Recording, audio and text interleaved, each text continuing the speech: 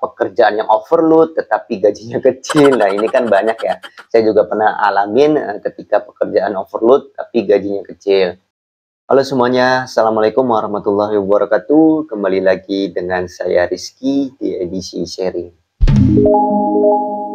Pada kesempatan kali ini saya akan sedikit sharing, yaitu ketika teman-teman ingin memutuskan resign dengan pekerjaannya ya. Jadi teman-teman mungkin ada suatu alasan ketika pengen mengajukan resign di tempat kerjanya. Nah, ketika teman-teman pengen mengajukan resign di tempat kerjanya, teman-teman jangan asal ambil keputusannya. Teman-teman harus lihat ke belakang terlebih dahulu, supaya teman-teman jangan sampai salah mengambil keputusan. Nah, teman-teman, poin yang pertama, pastikan teman-teman analisa dulu ya. Misalkan dalam bekerja 1 tahun atau 2 tahun, tidak ada perkembangan. Nah, teman-teman itu silakan bisa resign. Tetapi dengan catatan ya, teman-teman sudah memiliki pekerjaan baru. Jadi sebelum resign, teman-teman itu sudah memiliki pekerjaan baru. Nah, itu yang paling penting. Lalu yang kedua nih teman-teman, jika teman-teman belum memiliki pekerjaan baru, lalu teman-teman mengajukan resign, nah alangkah baiknya teman-teman itu menunggu atau sabar dulu ya dalam 6 bulan atau 1 tahun. Nah, itu buat menabung. Jadi gaji selama 6 bulan atau 1 bulan itu teman-teman tabung untuk biaya ketika teman-teman selesai atau habis kerjanya setelah resign. Nah, teman-teman kan bisa manfaatkan biayanya untuk mencari kerjaan atau bisa membuka usaha. Nah, ketika teman-teman ada yang sudah tidak tahan nih karena lingkungan kerja atau karena aturan kerjanya yang tidak masuk akal. Nah, saya juga tidak bisa melarang ya kalau misalkan situasinya seperti itu. Cuman kan saya menyarankan ada 2 poin. Yang pertama kan teman-teman ketika resign itu harus punya ganti pekerjaan yang baru. Lalu yang kedua, misalkan teman-teman itu belum memiliki pekerjaan baru, teman-teman harus sabar terlebih dahulu ya.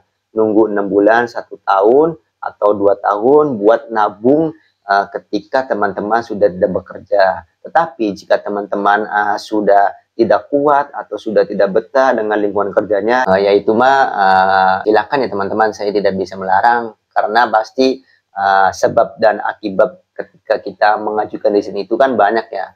Salah satunya kan dari lingkungan kerja atau dari pekerjaan yang overload tetapi gajinya kecil. Nah, ini kan banyak ya. Saya juga pernah alamin ketika pekerjaan overload tapi gajinya kecil. Nah, itu juga jadi bahan pertimbangan juga buat teman-teman ketika pengen resign. Intinya sih di dalam pekerjaan itu ya, ini mah pengalaman saya aja ya selama saya bekerja kurang lebih dari 2014 ya.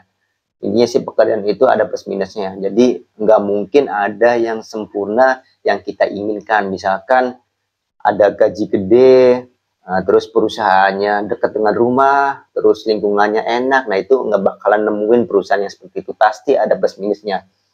Ketika dapat gaji gede, yaitu ada minusnya, lokasi pekerjaan jauh dari rumah, sehingga kita PP-nya capek. Nah, ketika dapat pekerjaan yang dekat dengan rumah, gajinya kecil. Nah, ketika gajinya gede, dekat dengan rumah, nah ada lingkungannya yang tidak bersahabat. Nah, itu kan pasti plus minus ya teman-teman. Jadi intinya sih, emang di perusahaan itu tidak ada yang sempurna ya. Yang kita inginkan yang sempurna yaitu harus usaha sendiri ya. Kalau kerja sama orang itu pasti ada aturan-aturannya. Nah, intinya sih teman-teman jangan sampai salah melangkah dalam mengambil keputusan resign. Oke teman-teman, cukup sampai di sini edisi sharingnya. Ini hanya berdasarkan pengalaman saya ketika saya bekerja ya dari tahun 2014. Jadi saya cukup lumayan mengetahui lah suka duka teman-teman ketika pengen mengajukan resign. Oke, semoga teman-teman yang lagi mengambil keputusan resign, semoga diberikan kelancaran lah dan diberikan jalan keluarnya.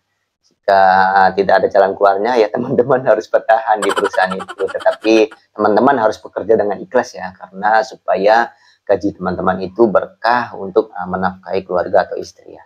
Oke, salam sukses dan semangat terus untuk pejuang rupiah. Assalamualaikum warahmatullahi wabarakatuh.